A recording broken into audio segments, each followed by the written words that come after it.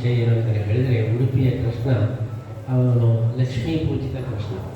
ಬೇರೆ ಎಲ್ಲ ಕಡೆ ಬೇರೆ ಬೇರೆ ಋಷಿಗಳಿಂದ ಪೂಜಿತನಾದರೆ, ನಮ್ಮ ಉಡುಪಿಯ ಕೃಷ್ಣ ರುಕ್ಮಿಣಿ ಪೂಜಿತ ಕೃಷ್ಣ. ಈ ಕೃಷ್ಣನ ವಿಗ್ರಹ ರುಕ್ಮಿಣಿಗೋಸ್ಕರ ಕೃಷ್ಣ ವಿಶ್ವಕರ್ಮನಿಂದ ಮಾಡಿಸಿ. ಹಾಗಾಗಿ ಲಕ್ಷ್ಮೀ ಪೂಜಿತ ಕೃಷ್ಣ ಇಲ್ಲಿ ಮಾತ್ರ ಇಲ್ಲ.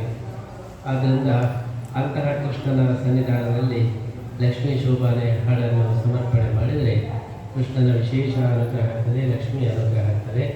ಅಂತಹ ಒಂದು ಲಕ್ಷ್ಮೀ ಶೋಭಾನೆ ಹಾಡನ್ನು ಹಾಡಿದ ಎಲ್ಲ ಮಹಿಳೆಯರಿಗೂ ಕೂಡ ಶ್ರೀಕೃಷ್ಣನ ವಿಶೇಷ ಅನುಗ್ರಹ ಆಗಲಿ ಅಂತೇಳಿ ಪ್ರಾರ್ಥನೆ ಮಾಡ್ತಾ, ಬರುವ ಶುಕ್ರವಾರ ಏನು ವರಮಹಾಲಕ್ಷ್ಮಿ ವ್ರತ ನಡೀತಾ ಇದೆ. ಈ ಬಾರಿ